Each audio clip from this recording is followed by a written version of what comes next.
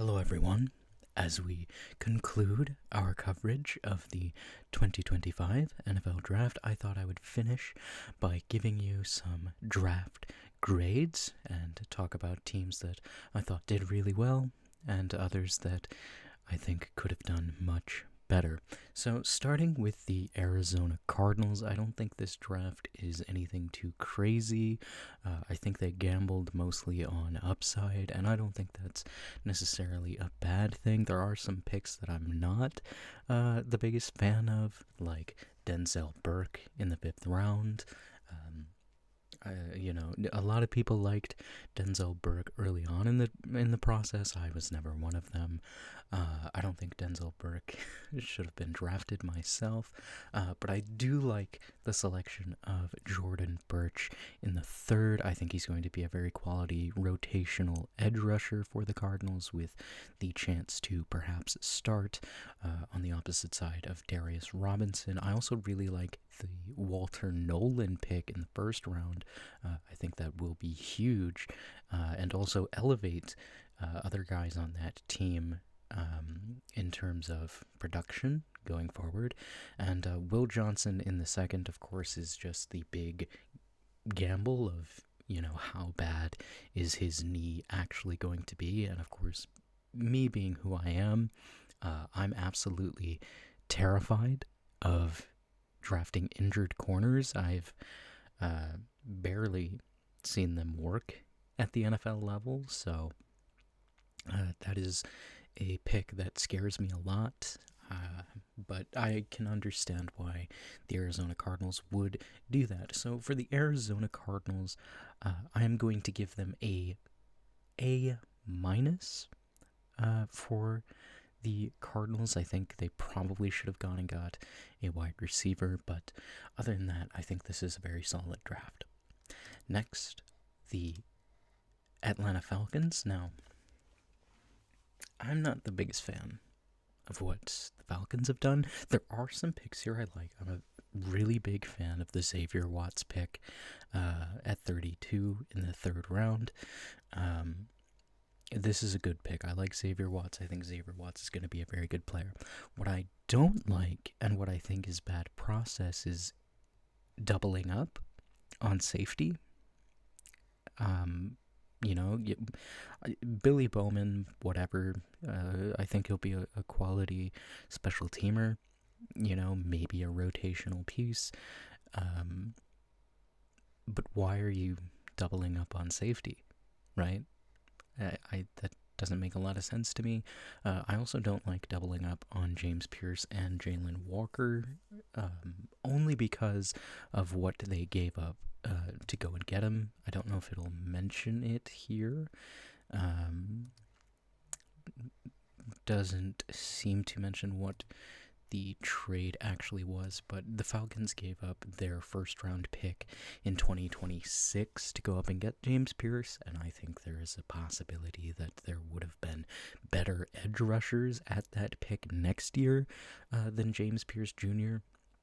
And that's not to say that James Pierce Jr. is bad or anything. He's one of the more quality edge rushers in this class, but I don't think you needed to sell the future to go up and get him. I don't think getting James Pierce is going to automatically make you a Super Bowl contender, but I suppose we'll see. So I'm not a big fan of the process that the Falcons went through. I think this is a very unconventional way of doing things, but I do like Jalen Walker. I am a believer in Jalen Walker. He's not, the premium kind of edge rusher that some people are saying him, but I like his versatility a lot. I like his athleticism, so I think Jalen Walker is a fine pick, but the process they used for the rest of the draft is not something that I think is all that great, so I'm going to give the Atlanta Falcons a quality B.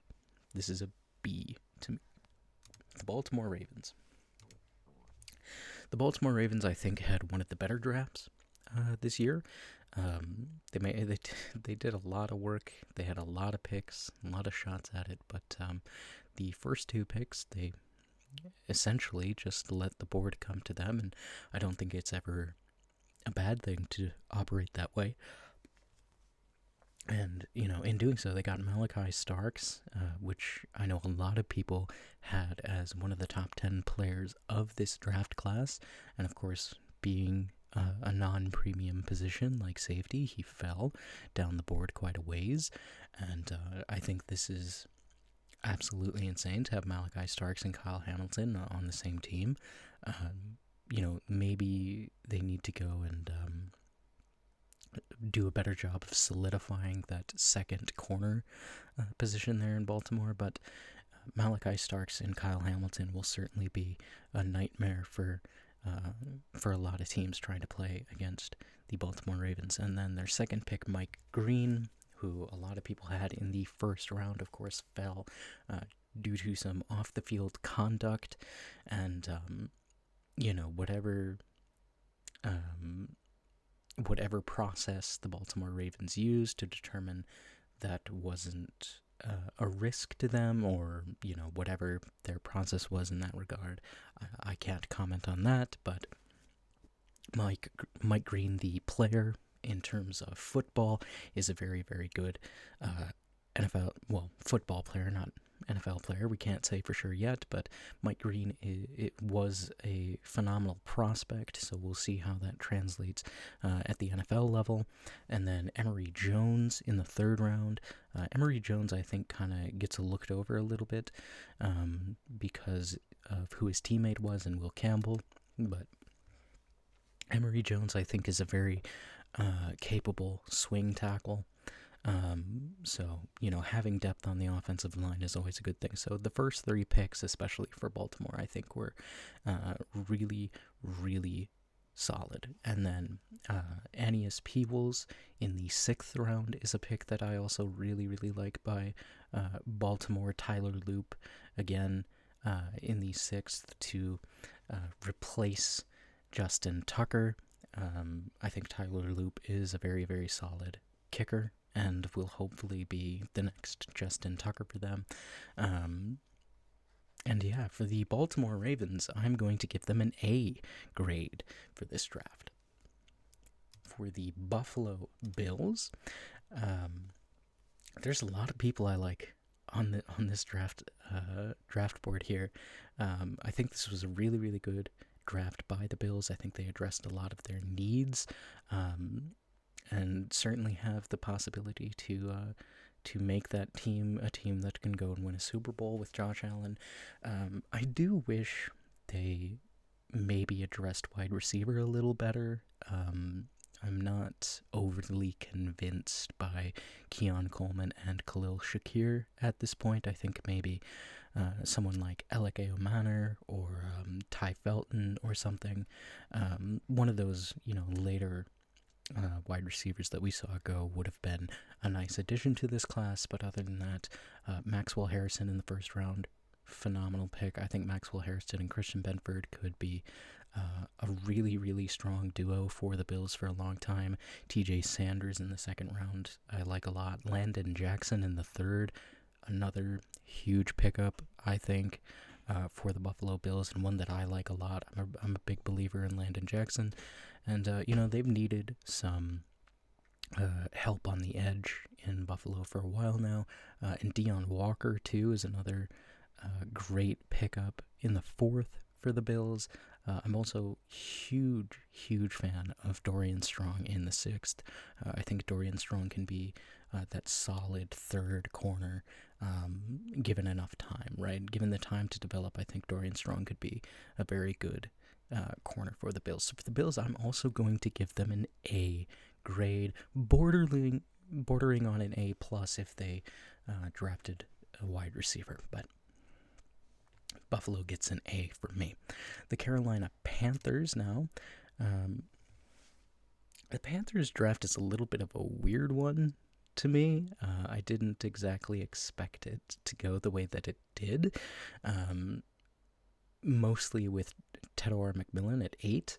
I know a lot of people saw or predicted and mocked Tedor McMillan to the Panthers at 8, but I wasn't really the biggest believer in that at the time, just because, I thought they liked their young guys and would have just gambled and gone and drafted some defense, but that was a surprise pick to me. But I don't think it's a bad pick by any means. It's definitely not bad process to go and get a very solid starting wide receiver for a team that definitely needs to get weapons around Bryce Young. So now you have Ted McMillan and Adam Thielen and Xavier Legette, and I believe they also signed a guy, but I can't remember. But that wide receiver room is definitely looking much better now, so good for them for that. And then in the second and third, they go back-to-back edges with two guys that had potential and some believed could have been first-round picks in Nick Skirton and Princely. I don't want to butcher that last name, so I apologize, but both of these guys could definitely be very solid starters in the NFL, especially on the Carolina Panthers, who desperately need edge. I think they're starting DJ Wanham or something. So both of these guys, I think, could definitely step up and take that place as a starter. So these are both very good picks. Trevor Etienne in the fourth is kind of whatever. And then most of their late round picks, I don't really know a lot about these guys. Cam Jackson I've heard of. I think he's supposed to be fairly decent. But these other guys, I've no real idea of them. Didn't do a lot of work on Jimmy Horn or Mitchell Evans. But with all of that said, I think I would give the Carolina Panthers a solid A-.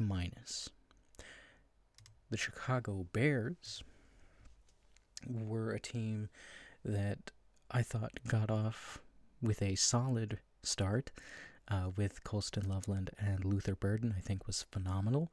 And those two picks alone, like, really, really carry this draft class. But they also found some solid value later with Shamar Turner in the late second, Zoff Frazier in the fifth, Kyle Monogany in the seventh, I think is pretty good. I would have preferred if they maybe went with a running back earlier or a different tackle here. I'm not the biggest believer in Ozzie, but it is what it is. I don't think this is a bad draft class by any means. There are a couple of picks that maybe I'm not super high on, but I think this is perfectly acceptable, especially these two picks here, Luther Burden and Colston Loveland. I think is just incredible, honestly. Like, this is really, really good work by the Bears here, these first two picks, and I think both of these guys could be Pro Bowlers even in their first season. I know that's a lot to say, especially for a rookie tight end, but I truly do believe these are going to be great NFL players. So good for them to get these guys for Caleb Williams. And for the Chicago Bears, I feel like I would give this a solid A-, maybe a B+ for me. So B+, A- sort of range, leaning more towards A-. The Cincinnati Bengals is okay. I think they could have done more with what they had.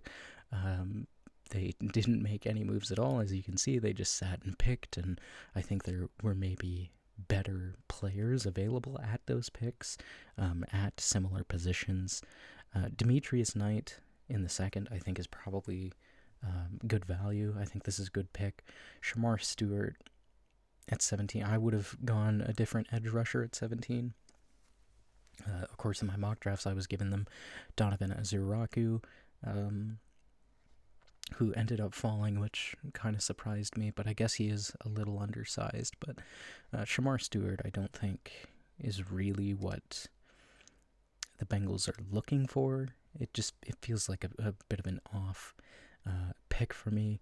Jalen Rivers in the fifth, I do like. I think Jalen Rivers can be pretty solid in the NFL, but overall, this draft class feels like it could have been better, right? It feels like the it feels, well, to me it feels kind of safe, right? Just looking at it, it's like, you're not really taking a lot of risk. It just feels, I don't know. It's not my favorite class. I'd probably give this a B minus myself, but I do like the Jalen Rivers pick. But again, I think you could have done better as the Bengals. I think there were other players at these positions that were better. For the Cleveland Browns, this draft class has been talked about a lot recently for various reasons, and I think they started really well. They traded down from number 2.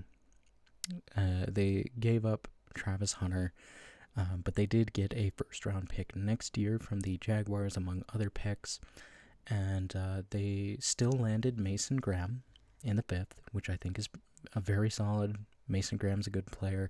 And they also got Carson Schwarzenegger in the 2nd, which is really, really good value. Honestly, Carson Schwarzenegger could have been a first-round pick, and he essentially was, right? First pick in the 2nd round. Schwarzenegger is really, really good. And they got Quinshon Judkins as well in the 2nd, and that's a great start for me. Though I'm not as high on Judkins as I am on Henderson. I think Henderson edges out for me over Judkins, but this is solid, right? You're addressing a lot of needs. You're getting some help from Myles Garrett. You're, rebuilding the defense a little bit. These are very solid picks. And then after these 3, it kind of falls apart for me. One, because I don't believe in Harold Fannin Jr., at all. I'm not a big Harold Fannin Jr. believer. I don't think he has what it takes to be the David Njoku replacement. I think he's probably a tight end too in his career. That's where I think he peaks. And then they draft Dillon Gabriel for reasons, I get. They took Dillon Gabriel in the 3rd round. I think he was the 4th quarterback taken. Yeah, I think he was the 4th quarterback taken after the Saints guy. Maybe the Saints guy was later on. 3rd or 4th quarterback taken, which is wild to me that Dillon Gabriel is being drafted this high. I'm not a huge believer in Dillon Gabriel, and at this point, I just, this pick makes no sense to me. And then Dylan Sampson, I think, is fine in the 4th. Especially because you need to replace Nick Chubb. But is it really necessary to double up on running backs in this draft? Maybe it is a good running back class, but it feels a little bit off kilter to me to get Dylan Sampson. I don't think he's a bad player or anything, but it just feels weird for the Browns to be doing it, right? Like, Dylan Sampson is fine, but I think maybe you could have gone wide receiver here, or tackle, or guard, or something. It feels like a weird pick. And then they took Shedeur Sanders anyway in the 5th. And, conspiracy or not, they didn't look too happy to be taking Shedeur Sanders, so I question why they're doubling up on quarterback as well. I think it's really odd to be doing it this way. I mean, I understand, the Commanders did it a few years ago, and, it worked out. They got Kirk Cousins and Robert Griffin III, and, that ended fine. But it just feels so weird that you're bringing in Kenny Pickett and Shedeur Sanders and Dillon Gabriel, and to me, this just doesn't feel like a quarterback room that's got anything going for it. It all just feels like a Band-Aid on a gaping sore, right? So I'm not a big fan of the process after the first 3 picks, so I'd probably give this a C+, just because of this back half of the draft. But if I am being fair to the Browns, of course, these first 3 picks are really good, so I think that would bump it up to more of a B-. But this just feels like a weird class to me. I'm not as high on this class as other people seem to be, so yeah. Cleveland Browns, I'd say, get a B-. The Dallas Cowboys. This is, honestly, I was kind of shocked to see the Cowboys make smart decisions for once.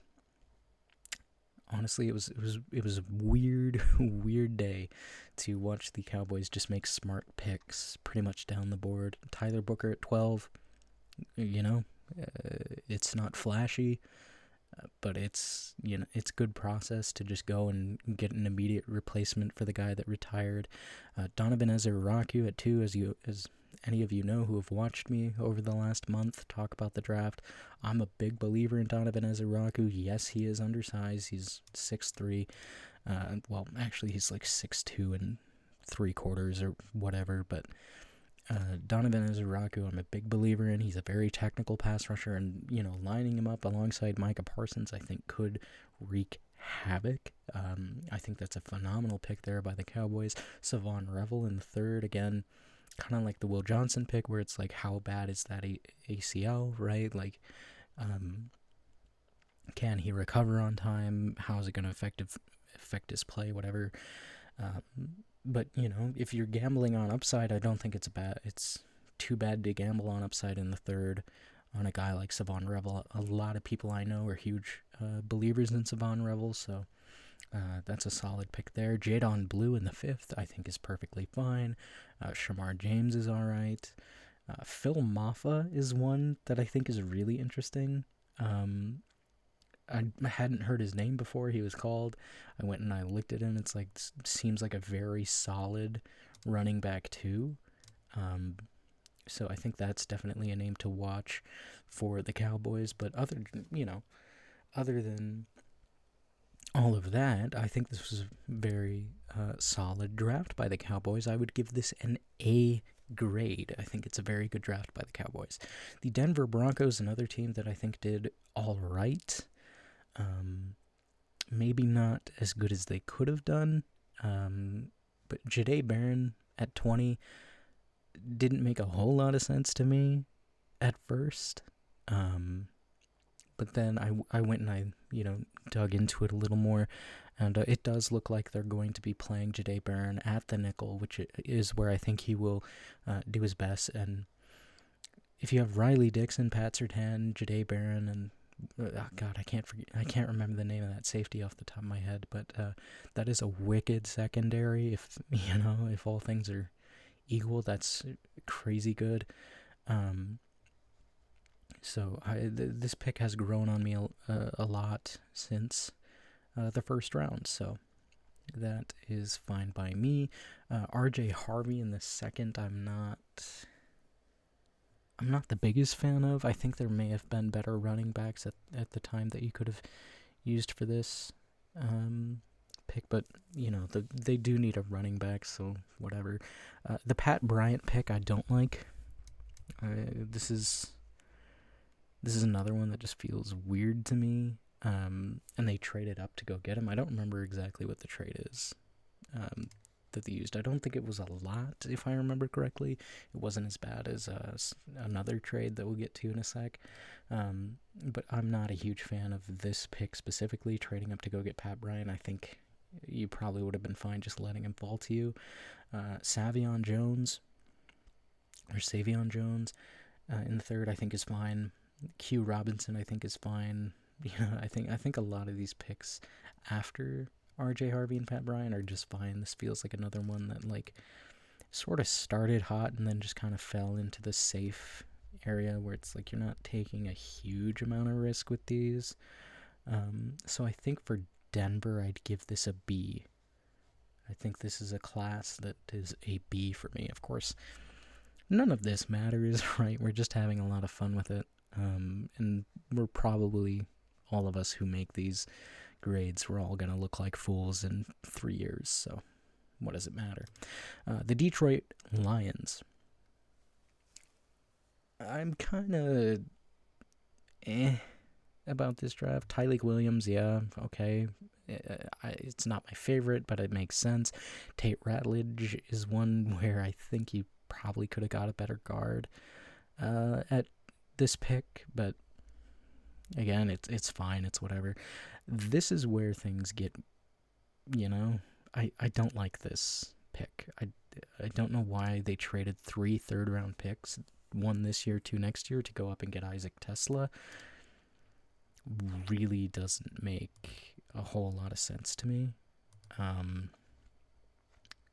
don't know what they see in Tesla. I mean, to me, it tells me that Jameson Williams is not in their long-term plans, and I wouldn't be entirely shocked if Jameson Williams is moved at the deadline, because they extended Kirby Joseph, which I wouldn't have expected. I thought they would have extended Jameson Williams and then just rolled without Kirby Joseph. So that, I was wrong there. It looks to me like they're preparing for the departure of Jameson Williams, and then they'll extend Aiden Hutchinson and Sam Laporta and Jahmyr Gibbs and, some of their other pieces. But it looks like they're trying to go and prepare for a life without Jameson Williams by getting, not that Isaac Tesla and Jameson Williams play the game at all the same, but just having a solid, reliable wide receiver too, which I think is what they're aiming for here. It seems to me like that's what's going on here, but I'm not the biggest fan of Tesla. I think there may have been other picks or other players that you could have made at this pick that could have filled that role a little better, but of course I don't work for the Lions. I don't have their internal data. Miles Frazier in the 5th, I think, is pretty solid. Other than that, not much to say about these later guys, but I think this bit here, Tate Ratledge and Isaac Tesla, kind of weighs this class down for me. And I'd probably give this a C for the Detroit Lions. For the Green Bay Packers, I'm not a big fan of this one either. I'm not a big fan of Matthew Golden. I don't think he's, this alpha dog wide receiver that a lot of other guys seem to think he is. I think he's fine. I think he's probably a low-end wide receiver one, which the Packers, they need a wide receiver one, because Christian Watson can't stay healthy, and I don't expect Romeo Doubs or Jaden Reed to ever reach that ceiling that you want from a wide receiver one. So Matthew Golden, I think, can do that. I just don't think he can do it overly well. Anthony Belton in the 2nd round, I think, is perfectly fine. He's a big-bodied tackle, probably moves into guard from what I've read. Maybe it's a swing tackle situation. I don't know. But Anthony Belton in the 2nd, I think, is fine. And then this is where it gets really weird for me. Why are you taking Savion Williams, right? I don't know what they see here from Savion Williams. Maybe they're trading Watson, maybe they're moving Wicks, maybe they're moving Dobbs, I don't know. But I don't know where in the equation Williams fits in. Baron Sorrell, last guy out of the green room, stayed there all 3 days. Props to him. I think he's fine. I don't expect him to be much more than a rotational edge rusher in the NFL. Micah Robinson, I think, is interesting. I think that could be a solid pick, but this just feels like not the best value for what you're getting here. So for the Green Bay Packers, I think this is a C+. I think I like it a little bit more than Detroit's draft, but not my favorite. For now, the Houston Texans. This is another one that it was a little bit weird to me. Jaden Higgins was their first pick. That I did not expect at all. I thought for sure they'd go wide receiver, but I didn't expect them to do so right away. Jaden Higgins I like. I think Jaden Higgins probably should have been who the Packers took.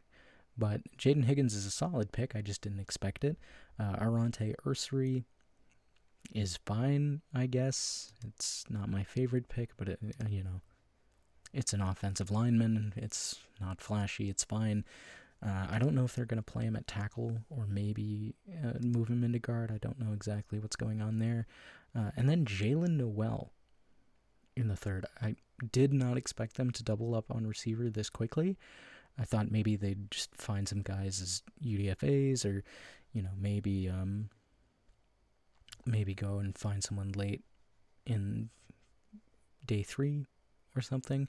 But this was a bit shocking to me that they went both Iowa State guys. I don't know what that means, if anything, for Nico Collins, if maybe he's not 100% or something.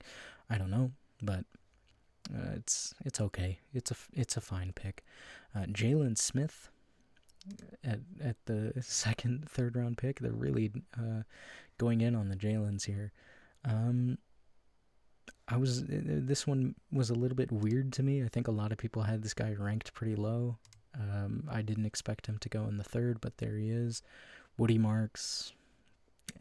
I'm not moved by Woody Marks. I do like Jalen Reed in the sixth. Jalen Reed, I think, could be very, very solid and be a solid piece to that pretty formidable secondary at this point. But overall, I think I'd give this class a B+. I think there's potential here. There's maybe a little bit of overreach, but I think this is fine. For the Colts went and got Tyler Warren, just as we all expected, for months and months and months. Hopefully they finally have a tight end now. Tyler Warren's a very good player. I feel bad for him to end up in a situation where quarterbacks are so uncertain, but Tyler Warren's a good pick. JT Tuimoloau is a guy that I am also a big believer in. I thought he would probably fall a little bit further into the third, but I think this is a fine spot for him to go. DJ Giddens in the fifth. DJ Giddens is a guy I like a lot. I'm a real big believer of DJ Giddens. So I like the value here for them in the fifth. Riley Leonard in the sixth is fine. Will probably be a very solid backup in the NFL. Maybe we'll see him as the next big journeyman like Jacoby Brissett. And then these other two guys. Hunter Wohler, I only know because he was in a Fox mock draft recently as a first-round pick. So that's pretty funny.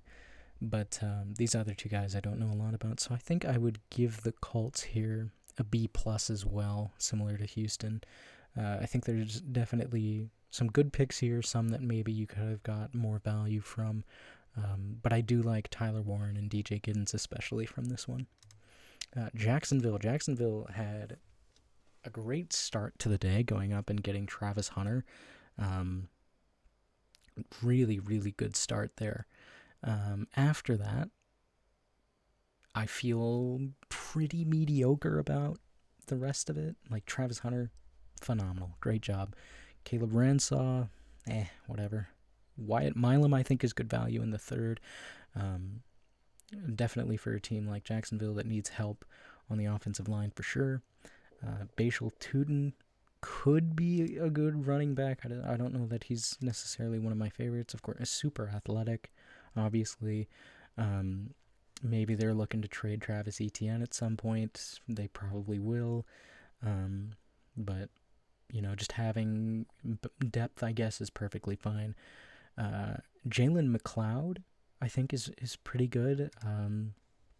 I think this could definitely be a solid rotational piece, maybe even starter at some point. So I like the Jalen McLeod pick. LaQuint Allen, I'm honestly surprised got drafted, but there he is. So I think for Jacksonville, mostly because they have Travis Hunter, I'd probably give this an A, just because Travis Hunter is Travis Hunter, and Wyatt Milam is good value. And they don't, there's nothing egregious here. I'd probably, if it was like these other two, I'd probably just give it a B. But because Travis Hunter is here, I think I will give this an A, just a little bit higher than Houston and Indy, but very comparable, I think, value-wise. Kansas City had a great draft this year. I think there are a lot of very solid picks. There's only one that I'm not super high on, and that is Ashton Gillett in the third. Just not my favorite edge in this class. Just kind of a whatever pick here. But Josh Simmons in the first round after trading down, very, very good value there.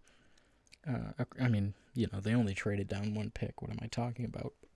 But I thought they would have needed to trade up to go and get Josh Simmons. Josh Simmons is a very, very good pick. Omar Norman Lott is another pick that's just really solid, makes a lot of sense. Pairing him up with Chris Jones, that's disgusting. I think that's really, really good for them. Noel Williams in the third is definitely a very interesting pick. This could be their next L'Jarius Sneed, possibly. And Jalen Royals in the fourth. I really like Jalen Royals as a late round target as a wide receiver. I think he could be a very serviceable wide receiver too, just in year one. I like what he's got going on for his game, so I will definitely be watching his development for sure. And then Rashad Smith in the seventh is another one. Rashad Smith has every possibility to be the starting running back for the Kansas City Chiefs at some point. I think that's a very, very good pick there. So I would give the Chiefs an A+. This is my first A+ of the night. I think this is just really, really good value across the board, and going and getting these players. So good job for the Chiefs. The Los Angeles Chargers, I think, did pretty good. Amarian Hampton in the first, which I had in some of my mocks at some point, but that is definitely a perfectly acceptable pick. Amarian Hampton in a Harbaugh offense, he's going to get a lot of touches, so shout outs to him. Trey Harris is a guy that I'm a big believer in. I really like Trey Harris, so shout out to this pick as well. Trey Harris to the Chargers. Kyle Kennard is another one of my guys. Really like the Kyle Kennard pick. Orton Gadsden is a guy that I think is also a very, very solid pick here in the fifth round. Probably a tight end too for his career, but definitely a good landing spot for him. So I would give the Chargers an A for this. Jamari Caldwell as well in the third. I can't believe I just overstepped that there, but Jamari Caldwell in the third is also really good. So I would give this an A for the Chargers. For the Rams, Terrence Ferguson, great pick. Josiah Stewart, great pick. Jarquez Hunter, great pick. Chris Paul Jr. in the fifth, another really good one. I think this is also a really, really solid draft. Terrence Ferguson, I think, makes a lot of sense for the Rams. They love to run two tight end sets, and Terrence Ferguson, I think, is quietly one of the better tight ends in this class. This could be like one of the best tight end classes we ever see, if all things work to their potential. So that'll be fun to watch. And Josiah Stewart is also a guy that I'm a big, big believer in. I think he should have been drafted over some of the other edges that went before him. Jarquez Hunter, as a running back too, which I think is what he will be in LA, is phenomenal value in the fourth round. So these top three picks for LA, solid as hell. So really, really good there. I think I'd give the LA Rams a solid A grade. This is a great draft for them. I think this is definitely going to help them build towards the eventual the eventual future where they no longer have Matthew Stafford. So I think this is a good start for that. The Vegas Raiders, Ashton Jeanty at 6, best pick of the night. Ashton Jeanty, to me, is the number 2 guy in the entire class. So getting him at 6, even though he is a running back, and whatever you think about running back value at this point, I think Ashton Jeanty at 6 is really, really good. Not a big fan of the Jack Betch pick. I think there were other wide receivers that I probably would have taken over Jack Betch, but it's fine, I suppose. LA desperately needs a receiver because I don't believe in Jacoby Myers even a little bit, and that's the best they've got down there. So they need wide receiver. They're drafting for need. It's fine. It's whatever. Darian Porter in the third, I think, is a great, great pick. Charles Grant in the third, I think, is a great pick. J.J. Pews, I think is how you say that. Could be wrong. J.J. Pews in the sixth, I think, is also a really, really solid pick. So there's nothing for Vegas that I think is, overly disastrous. You know, they've got different evaluations than I do on some of these players. Tonka Hemingway is also pretty solid.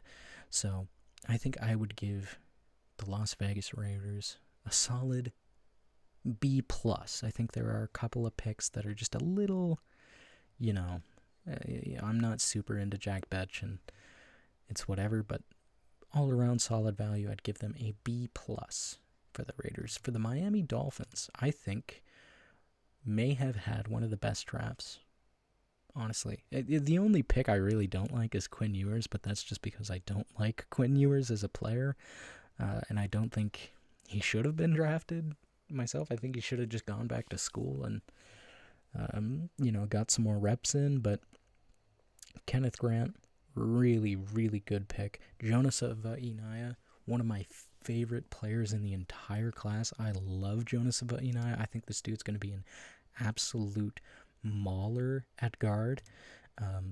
So I really, really like that pick by the Miami Dolphins. And then Jordan Phillips, really, really good 5th round pick. I think that he will be a primary rotation piece for his first year if he does get snaps, but I think he will. So that's a good pick there.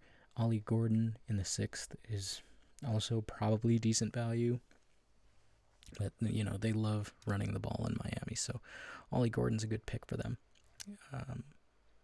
And all in all, I would give Miami an A. For the Minnesota Vikings, there's a lot of weirdness going on. I don't particularly understand why they're skipping out on running back. I know Vikings fans are really big believers in Aaron Jones, but for me personally, it's just not my thing. It's whatever, I guess. I don't really know why they're skipping out on secondary. Part of me is like, maybe they just believe in the young guys that they have, but it feels a little odd. In the first round, sure, I get it. Not drafting corner or safety in the first round, perfectly acceptable for this team. It was pretty clear for a while that they were going to go trenches, whether that was offense or defense. They made that quite clear that that's what they were going to do. They went and got Donovan Jackson, who I think is good, maybe a little overdrafted, just slightly at 24. But a tweet did come out and say that Houston was going to go and grab him at 25. So, they had to get ahead of it and just go and get their guy. Ty Felton, I think, is fine in the 3rd. Ty Felton, I think, is probably mostly a wide receiver too at his peak. Kobe King I liked a lot last year. After seeing him play in 2024, I kind of lost any interest in him. And then, they didn't have a lot of picks, this team, so it is what it is. But I'd probably give this a C+, maybe B-, if I'm being generous. So I'll say B- for the Vikings. For the Patriots, this is probably another draft that I really, really like. Will Campbell, great pick. Travion Henderson, phenomenal. Kyle Williams could be really good. Jared Wilson in the 3rd is another really good one. Joshua Farmer, Braden Swinson, Marcus Bryant. A lot of guys here that I think could develop into very, very solid solid pieces for the Patriots in the later rounds, and then some phenomenal starters in Will Campbell and Travion Henderson at the top. So the Patriots get my second A+ today. A+ draft for the Patriots. Phenomenal work here. The New Orleans Saints, I am not really big on. There are a couple guys here that I really do like Quincy Riley and Devin Neal later on, but I don't quite know that I'm huge on Kelvin Banks at 9. Kelvin Banks as a whole is fine. I probably would have had him later down the board, but I mean, there was kind of a move for tackle with, Armand Membu and Will Campbell going at 4 and 7, so maybe this is kind of like the Vikings where they just go and get their guy and they don't really care. I don't like the Tyler Shuck pick much in the second round. I don't really know what the thought process is here to get Tyler Shuck. They already have Spencer Rattler, and I think Spencer Rattler can do just as good of a job as, not winning games as Tyler Shuck can. Tyler Shuck is also 26 already, so I don't think this is a long-term future kind of thing, so I don't know what that is. I'm not the biggest fan of Vernon Broughton at 3, or not 3, in the third. I mean, he's fine. I don't think he's anything more than that. Jonas Sanker in the third as well is like whatever. But I do like Quincy Riley and Devin Neal in the later picks. So it's hard to be like super critical of a lot of these because like they're just fine. Like Vernon Broughton's fine, but the Tyler Shuck pick really irks me. Like this really rubs me the wrong way, and I can't really explain why. It just feels like bad process to me. So for that, I think I'd give the Saints a C-. For the Giants, I think this was also another one that's mostly fine. Abdul Carter's great. Abdul Carter is my number one prospect in this entire class. I love Abdul Carter. Abdul Carter's great. Trading up for Jackson Dart, though, little bit weird. And I say that as a guy who likes Jackson Dart. I think Jackson Dart can be a solid NFL starter. I don't think he's going to be anything more than like an Andy Dalton at his absolute peak. But I think Jackson Dart can be a solid NFL starter. He'll be better than Daniel Jones if you let him, but if you rush him to start right away, he's probably a disaster waiting to happen. So this is a little weird that they went up to get him. I think he probably would have fallen to 34 where they picked next, but it's whatever. They need a quarterback. They're trying to save their jobs. I get that. Darius Alexander I like, and Marcus Embo I like. I'm not a big Cam Scatabo fan, like at all. And Corey Black in the 7th, I think, is another interesting piece that could maybe be something.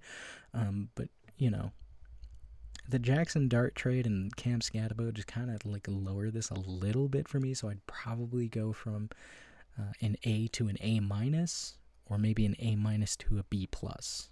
Just because like this just feels a little weird to me. So it's kind of a hard one for me. Like I'm between sort of a distance between an A and a B+, right? Because like if Jackson Dart works out, then it's an A. But if he doesn't, but there are some guys in here I really like: Darius Alexander, Abdul Carter, Marcus Embo.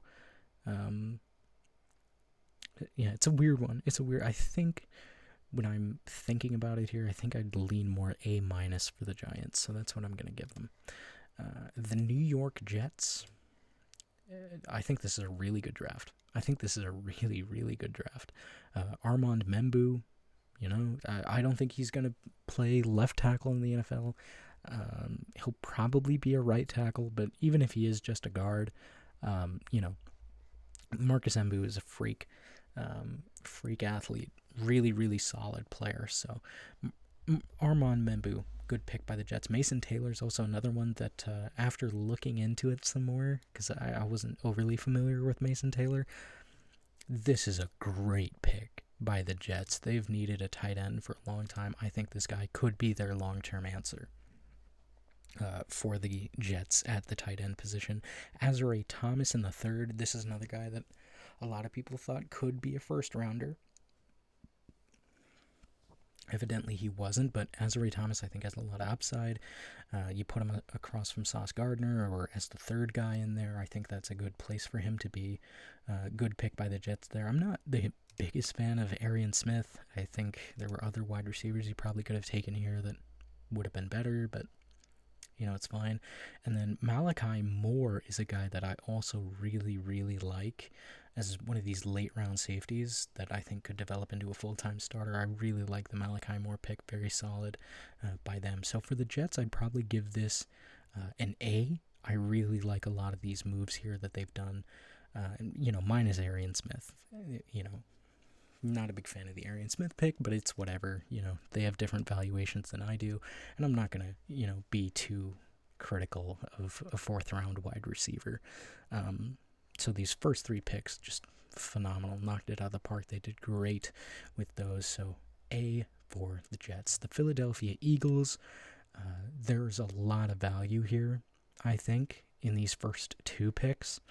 Jahad Campbell and Andrew Makuba, I think, are exactly the kind of players that Vic Fangio likes to use defensively. So this is really, really good process by them. This is good value by them. Andrew Makuba could be one of the top two safeties in this entire class. So getting him here, great work by Howie Roseman. Ty Robinson is an interesting one.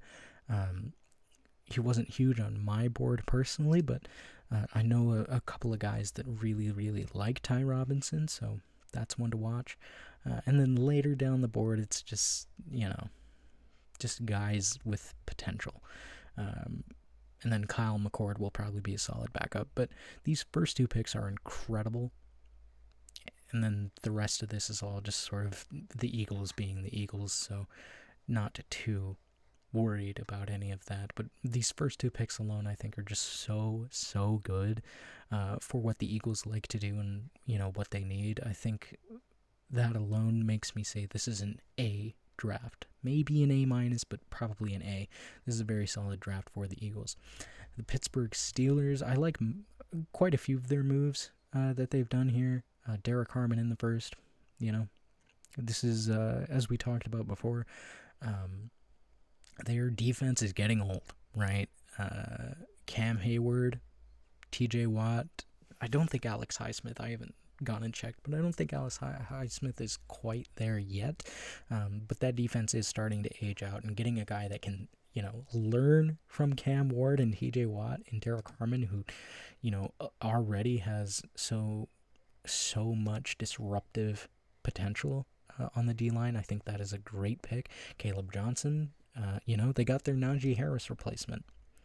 Caleb Johnson is a fine pick, and Jack Sawyer is a guy that I like quite a bit as well. So these are solid picks here by I almost said Patriots, by the Pittsburgh Steelers. These are solid picks here. Will Howard is probably going to be a fine backup, maybe a spot starter, just given the fact that their quarterback room looks the way it does. And if you need a guy to win you one game, Will Howard will probably do that. So this is a solid group of picks here by the Pittsburgh Steelers. I'd probably give this an A-, just because I like Caleb Johnson enough, right? I don't think he's the best running back in this class, and he probably could have done a little bit better. But again, they have different valuations than I do. I'm just not the biggest Caleb Johnson fan, but it is a fine pick. I understand why they made it. So I'd probably give the Steelers an A-. The Seahawks, this is the one that kind of shocked me a little bit, because their GM notoriously says that they're not going to draft guards, and they drafted a guard. Though maybe they see him as a tackle, right? It could be that they see Gray Zabel as a tackle.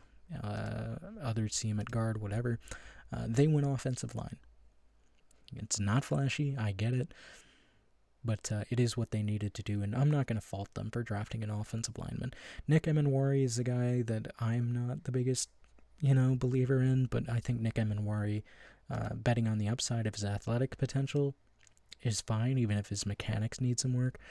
Elijah Arario, I think, is also a really solid pick for this team, especially because, they have Noah Fant, and he might not be their long-term option. So getting Elijah Arario, I think, is perfectly fine. And then Jalen Milroe in the third, another player that you're like, hey, we're going to bet on the athletics, right?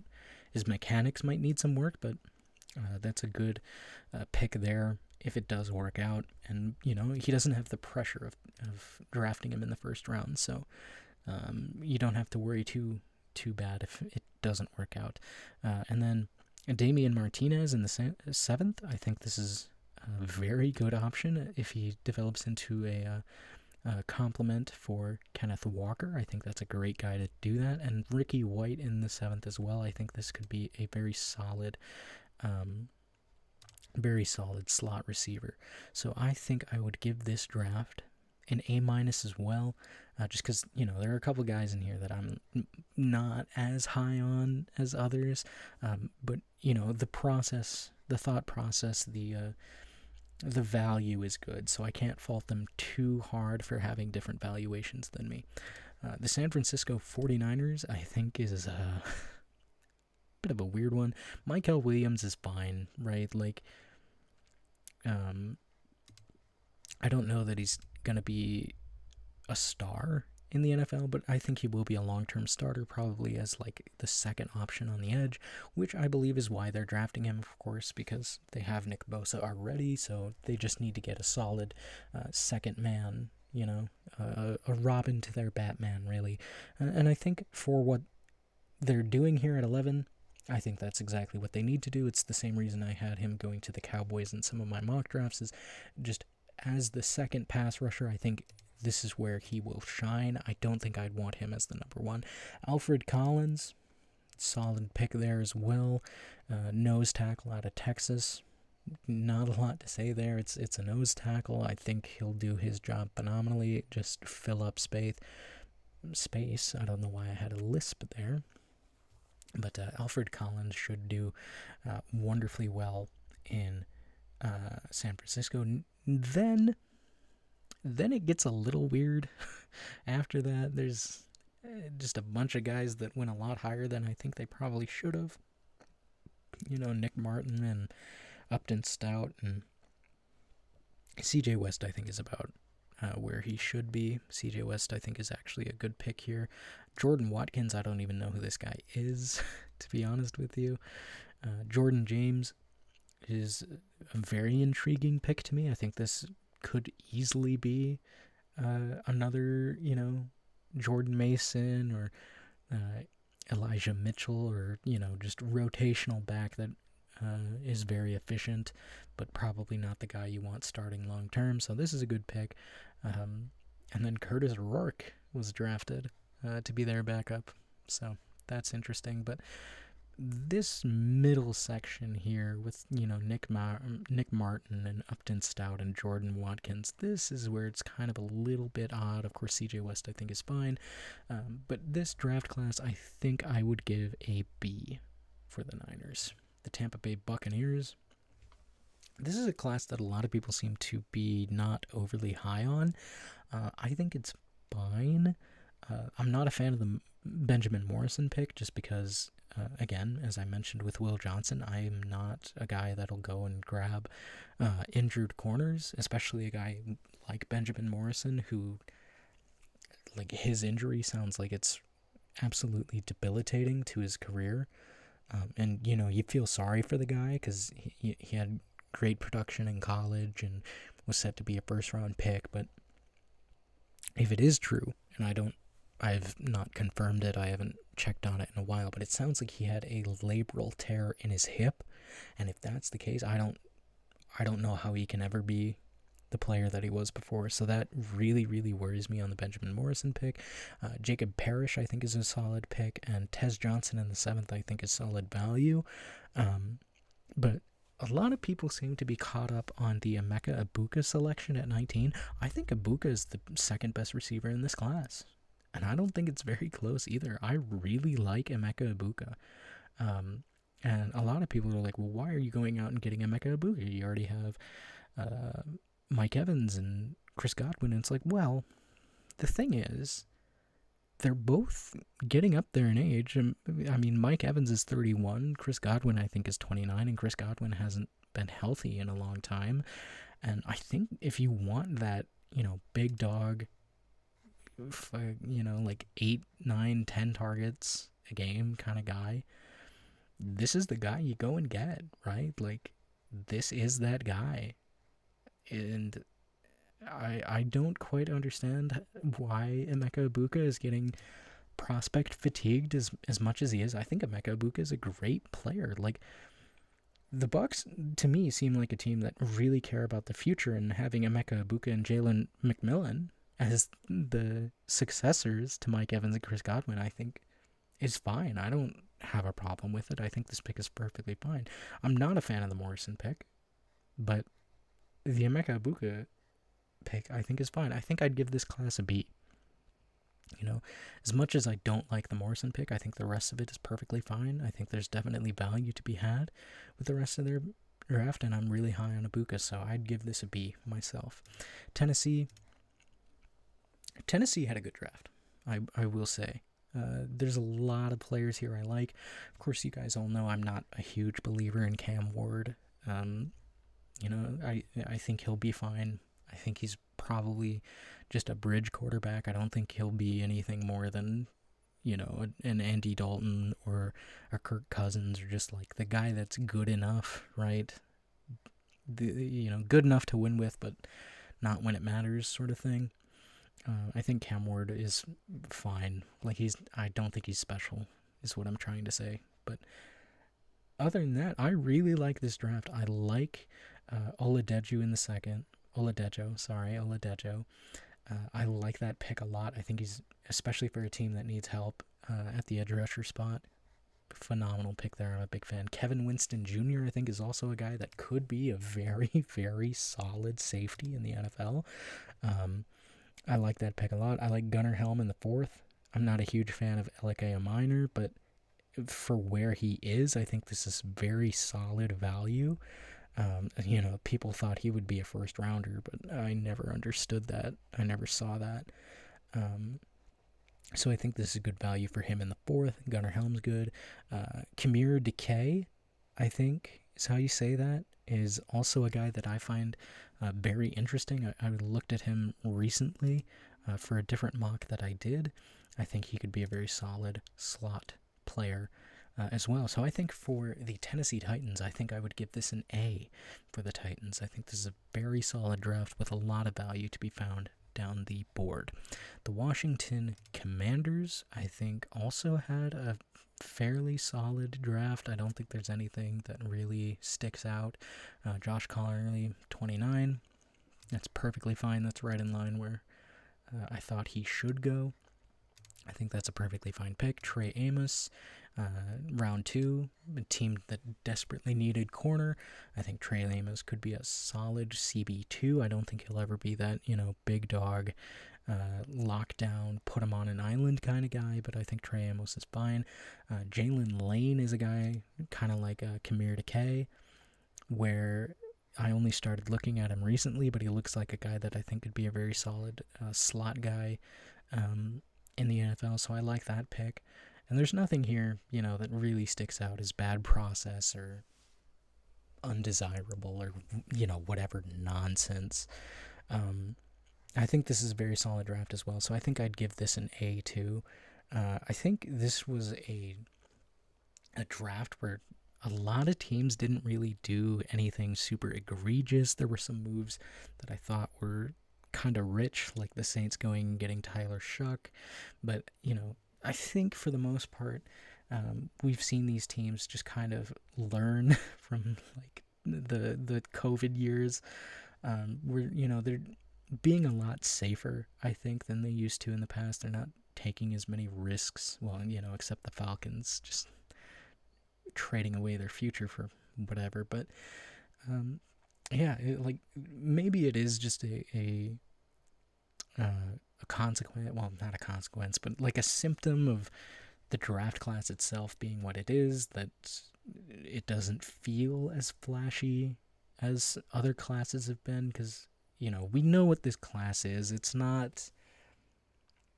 isn't that kind of class where you just have to gamble and hope you're getting it right. There's a lot of solid depth in this class. It's just not top-end heavy, really, like some other classes have been. So I think a lot of these teams, for the most part, have done just fine, and I don't think there's anything super egregious going on like in years past. So I like most of these classes. I know I have different opinions than some of the other guys out there, and that's perfectly okay, because at the end of the day, again, we're all probably going to be wrong about this in 3 years. So that is the end of my coverage of the 2025 NFL Draft. I will have a couple of NFL videos between now and the start of the regular season, and then of course once we're back in September, I will start doing more regular content, just discussing the NFL then. So I hope that you will stick with me between then and now, and continue to support my channel and my content as I work on other things. But with that being said, as always, I thank you very much for watching. I hope to speak with you again soon, and goodbye for now.